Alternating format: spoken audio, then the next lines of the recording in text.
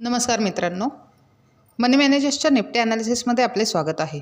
फ्रायडेला Nifty flat open झाली 23,600ला आणि 9:40ला 23,504चा low बनवून पुन्हा अपसाईडला 23,650 हिट केले।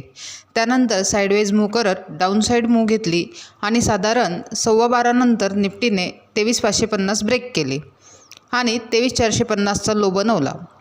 नंतर पुन्हा अपसाईड मूव्ह करत 23,600 हिट केले आणि 23,519ला क्लोज झाली। ओव्हरऑल निफ्टीने 23,650 ते 23,450 या रेंजमध्येच मुवमेंट केलेली आहे।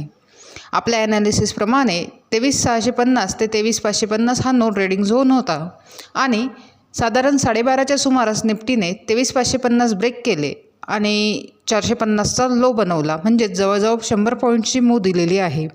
शेवटी 519ला क्लोज झाली। डेली टाईम फ्रेममध्ये बघितले तर निफ्टी डाऊनवर्ड साईडवाईज मूव्ह करत आहे आणि 23,390 ही एक महत्त्वाची लेवल आहे।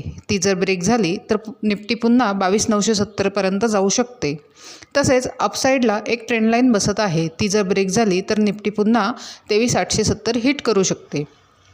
30 मिनिट टाईम फ्रेममध्ये बघितले तर 23,670 हा एक रेजिस्टन्स फॉर्म झाला आहे, त्यामुळेच ही लेवल एक महत्त्वाची लेवल आहे।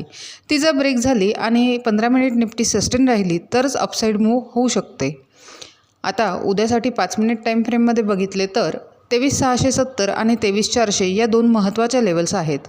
या लेवल ब्रेक झाल्याशिवाय चांगला ट्रेड होऊ शकणार नाही। 23,670 ब्रेक झाले तर 23,740 हा एक अपसाईड हर्डल आहे, तोही ब्रेक झाला तर 23,850 हे टार्गेट हिट होऊ शकते। तसेच जर 23,400 खाली ब्रेक झाले तर 23,350 हा एक सपोर्ट आहे, तोही ब्रेक झाला तर 23,280 हिट होऊ शकते। एकंदरीत निफ्टी विकली बेसिस अपसाईड आहे, डेली बेसिस साईडवेज आहे, सो डायरेक्शनची क्लिअरिटी नाही। जोपर्यंत 23,650 किंवा 23,430 या लेवल ब्रेक होत नाही तोपर्यंत चांगला ट्रेड होणार नाही। त्यामुळे ट्रेड करताना प्राईस ॲक्शननुसार आणि काळजीपूर्वक करावा।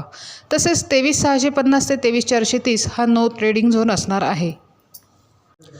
अशाच निफ्टीच्या ॲनालिसिससाठी चॅनल सबस्क्राईब करा, तसेच व्हिडिओ लाईक आणि शेअर करा।